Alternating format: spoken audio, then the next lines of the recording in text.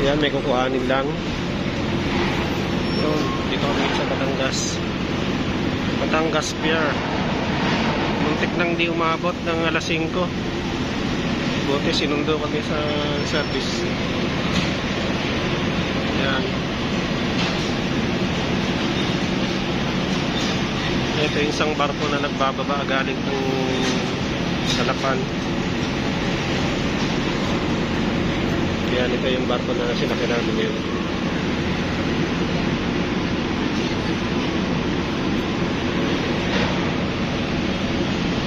Mahaba din pala ito eh.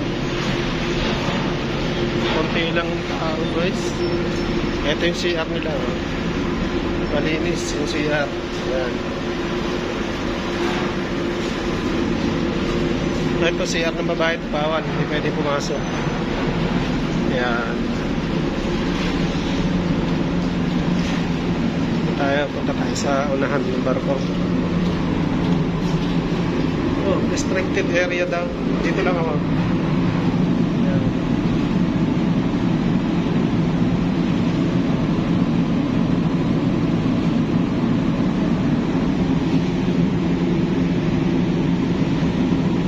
Ayan guys, ayan, dito kami ngayon sa barko sa Montenegro. Sakay ang aming sasakyan, inaayos lang ng aking tita ang paggarahe. Kinakamada pa. Ayan. Hindi kami natuloy nung Friday at malakas ang bagyo. Kaya ngayon tuloy na, nandito na kami sa loob. Buti na lang hindi maalon. Yun lang.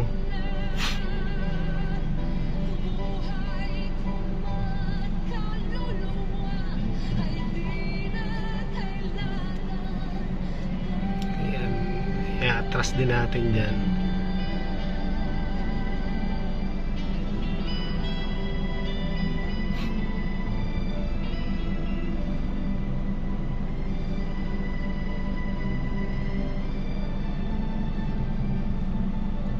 Ngayon guys, dito na ako ngayon sa barko. Akit na ako.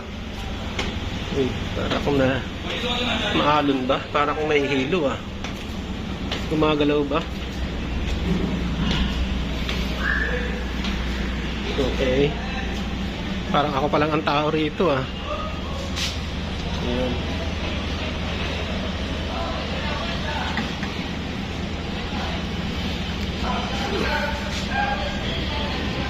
Kalmado. Mainit ang araw. Pwede.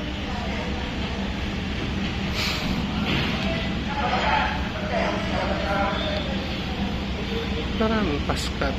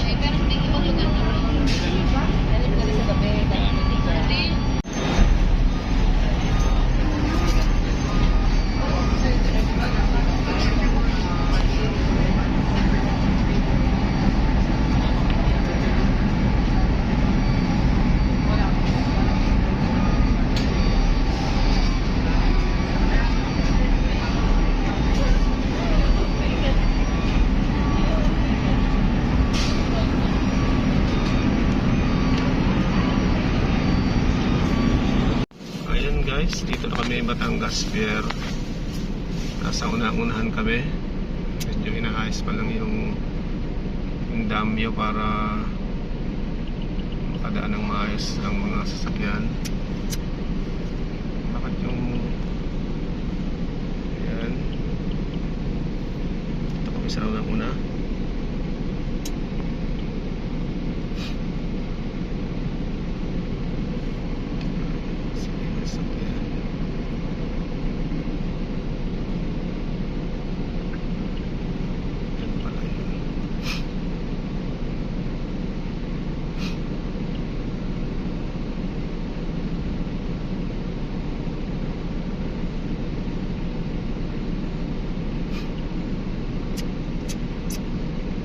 Tulungi para mabilis.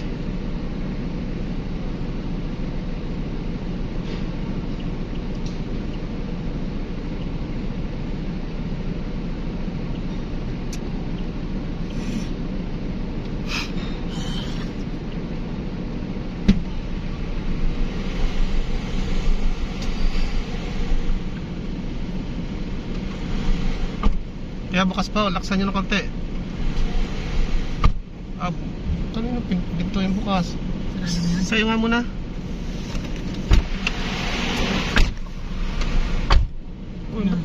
Hindi nga, hindi pa masyado.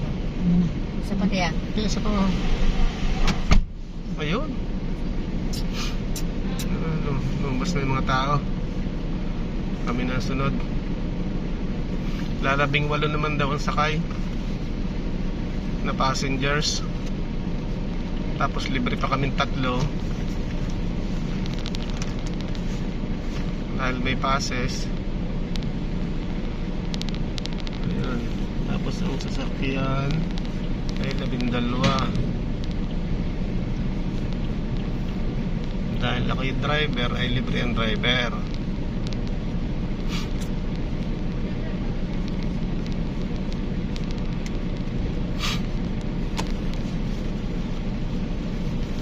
Pauwi na kami ng Cavite guys. Yan.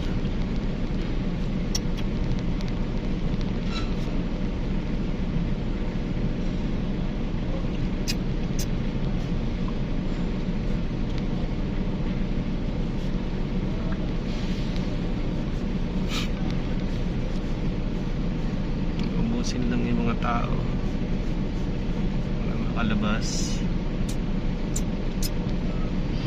18 lang ba ito? Ang dami naman dito eh.